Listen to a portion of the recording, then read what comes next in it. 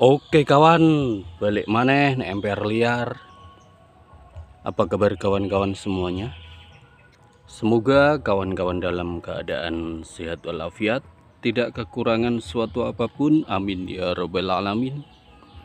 Dan semoga kawan-kawan masih tetap semangat dalam membudidayakan tanaman. Karena saat pertama kali kita melakukan grafting sambung pucuk pada tanaman jambu air, sehingga ada satu yang saat ini sudah mulai tumbuh tunas entresnya.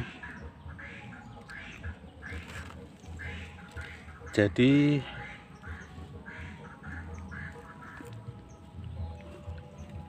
kita kepengen lagi untuk melakukan sambung pucuk pada tanaman jambu air yang di sini ada beberapa seedling atau bibit yang tumbuh dari bijinya. Dan saat ini belum kita lakukan grafting. Dulunya sudah lumayan cukup besar jika dibandingkan dengan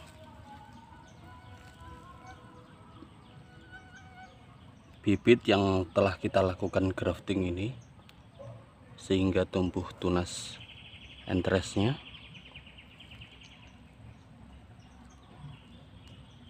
Batang bawahnya kita kira sudah lebih besar jika dibandingkan dengan yang kita lakukan grafting yang ada di depan kita ini. Jadi akan kita lakukan grafting yang bibit yang lainnya. Dulunya memang tumbuh dengan sendirinya, karena mungkin ada beberapa biji yang dibawa oleh kelelawar dari buah indukannya, sehingga tumbuh bibit yang ada di sekitar sini. Langsung saja kita menuju bibit yang akan kita lakukan grafting. Bukan yang ada di depan kita ini, melainkan bibit yang lainnya. Di depan kita ini adalah bibit yang nantinya akan kita lakukan grafting. Karena ini bibitnya sudah lumayan cukup besar jika dibandingkan yang tadi, dan waktu itu belum berbuah, jadi akan kita lakukan grafting agar nantinya mungkin akan bisa mempercepat pembuahannya. Dan bibitnya waktu itu kita lakukan pemangkasan di bagian sini agar lebih pendek. Tadinya sudah lumayan cukup tinggi jika dibandingkan dengan yang kita lihat sekarang.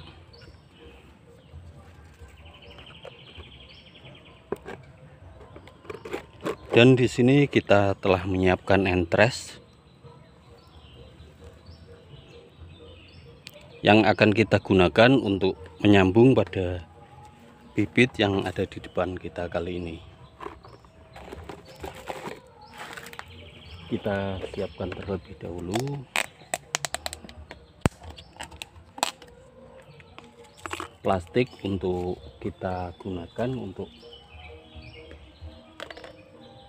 grafting kali ini, untuk melilit saat kita telah menancapkan entres pada indukannya. Di sini kita akan pangkas di bagian sebelah atau di atas sedikitnya dari daun yang pertama tumbuh ini pada di bagian sini kita lakukan pemotongan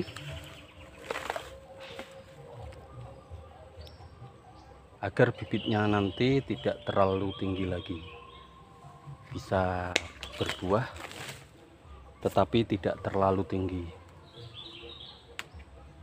Kita buang juga daun yang masih ada, karena di sini ada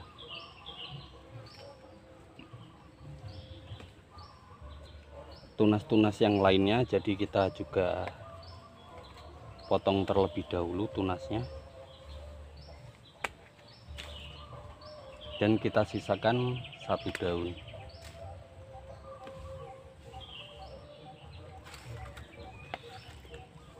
Agar pertumbuhannya nanti terhenti terlebih dahulu sebelum entres yang kita gunakan untuk sambung pucuk ini sama-sama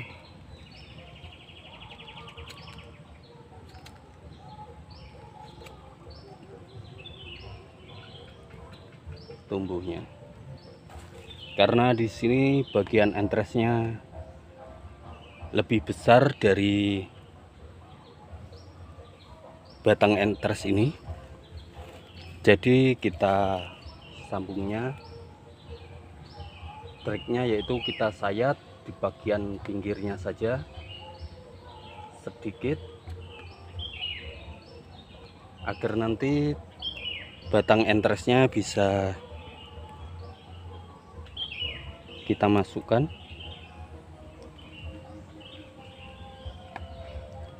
Dan kita nanti akan perlihatkan caranya agar nanti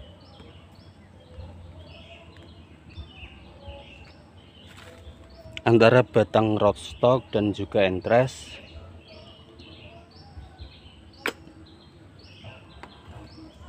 kita sayat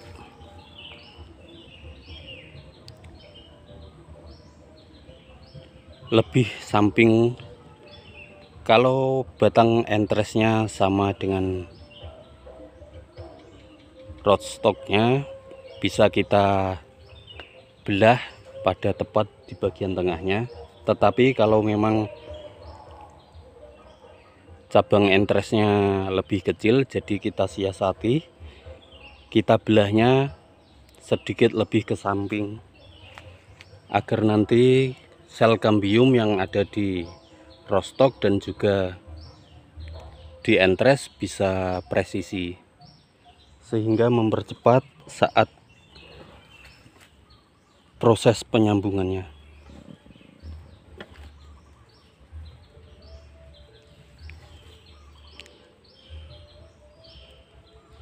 Setelah kita sayat bagian rootstock dan juga entresnya, kita lancipkan kayak begini, kita bentuk seperti huruf V.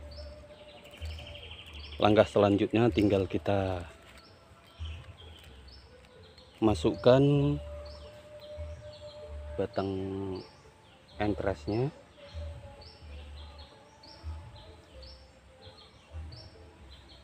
pada bagian yang kita lakukan penyayatan. Dan nantinya kalau memang masih terlalu besar rootstocknya, jadi kita presisikan kulit bagian sebelahnya saja, tidak usah kita presisikan kedua sisinya, melainkan kita presisikan satu bagian saja kayak begini. Pada sisi yang bagian sini kita presisikan agar nanti sel kambiumnya cepat melekat atau tumbuh juga, dan bisa mensuplai nutrisi bagian entresnya.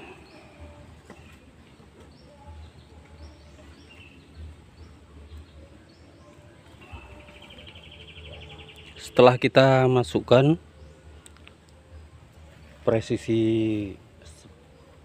satu bagian saja, langkah selanjutnya tinggal kita lakukan melilit bagian yang kita lakukan grafting kali ini.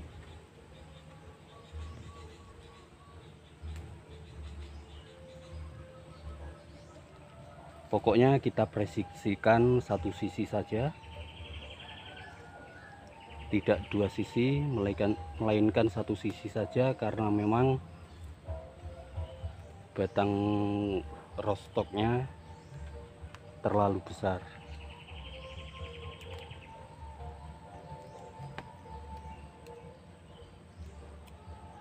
Kalau memang kawan-kawan kesulitan untuk mempresisikan antara batang rostok dan juga batang entrasnya, kawan-kawan bisa cari. Kalau memang batang rostoknya besar, kawan-kawan bisa cari entras yang lebih besar, agar nanti kawan-kawan mudah saat kawan-kawan melakukan grafting. Kalau memang tidak ada, bisa kawan-kawan siasati kayak cara kita yang kali ini kita lakukan. Kayak begini. Sudah selesai kita lakukan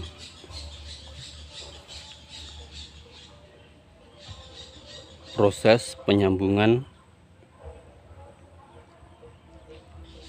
Tinggal kita tunggu saja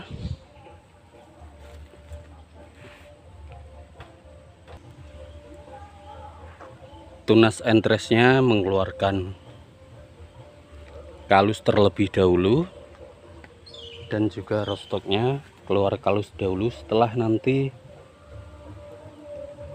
terjadi pengkalusan dan penyambungan, tinggal kita tunggu saja bertunasnya tunas entres ini.